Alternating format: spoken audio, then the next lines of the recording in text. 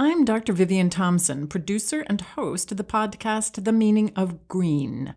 This video provides a special look at some elements of Season 6, Episode 3, Janis and the Sea of Forested Hills. The Sea of Forested Hills is Brazil's Atlantic forest, or Mata Atlântica. This long coastal montane forest is stunning and stretches across 17 of Brazil's 26 states. The Mata Atlântica runs from the Atlantic Ocean to the interior. The forest is much less extensive than it once was because of deforestation. These maps show what remains of the Mata Atlântica, perhaps 10 to 20% of the original forest. Still, it's one of the world's top biodiversity hotspots. Many species are found nowhere else. The Mata Atlântica is really a mosaic of forest types. Brazilians depend on the Mata Atlântica for water availability and for climate regulation. The deforestation of the Mata Atlântica has been going on for centuries, but it first came onto my radar in 1986 in Cubatão in the state of São Paulo. Brazil had just emerged from 2 decades of a military dictatorship. I was part of an international team of policy and scientific experts who had been invited to Brazil by environmental authorities for the state of São Paulo. They wanted us to support their efforts to clean up Cubatão, which hosts a large petrochemical complex. At the time, Cubatão was called the most polluted city on Earth and the Valley of Death. It wasn't just that members of the local community were suffering serious adverse health effects. The nearby Mata Atlântica was damaged too. You could see where air pollution had killed trees and where landslides had happened, leaving long, bare, exposed spots on the mountainsides. Air quality has improved quite a lot since those times, and the Mata Atlântica in the area is recovering, according to São Paulo state authorities. Incredibly, Brazil's first reforestation and conservation efforts happened in the middle of the 19th century in the hills of Rio de Janeiro. The intense green space to the right of this video, Tijuca National Park, is the result of those reforestation and conservation efforts. Tijuca's forest was originally cut down to grow coffee.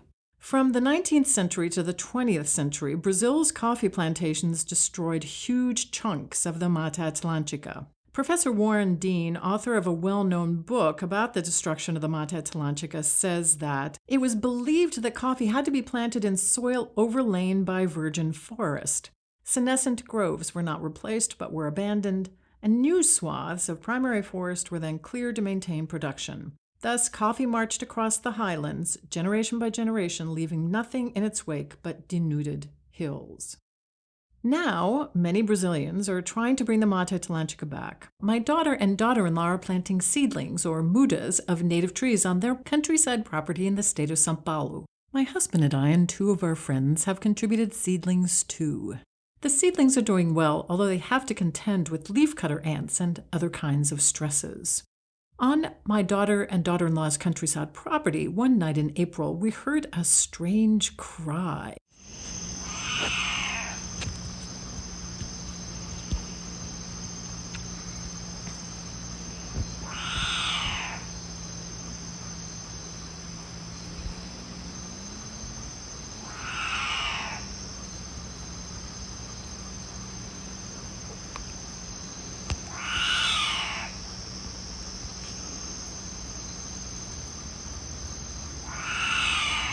At first, we thought it was an angry cat. We named the creature Janis because its gravelly voice reminded us of Janis Joplin. Eventually, we went out in the night and we found and photographed Janis.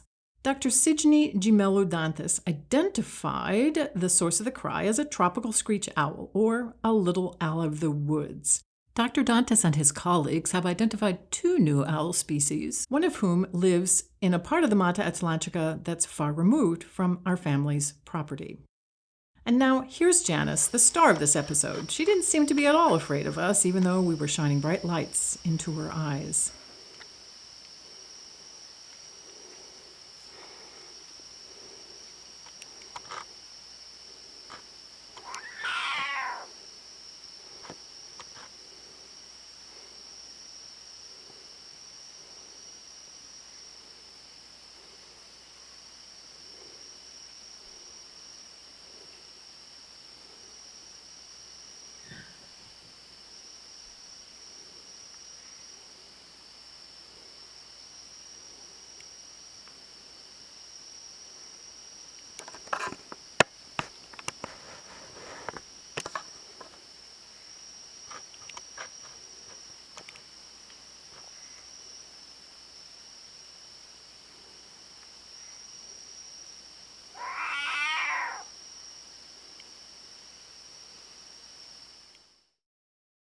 Meaning of Green is ad-free and unsponsored and has found listeners in 49 U.S. states and 78 countries. You can find The Meaning of Green on all the usual podcast platforms.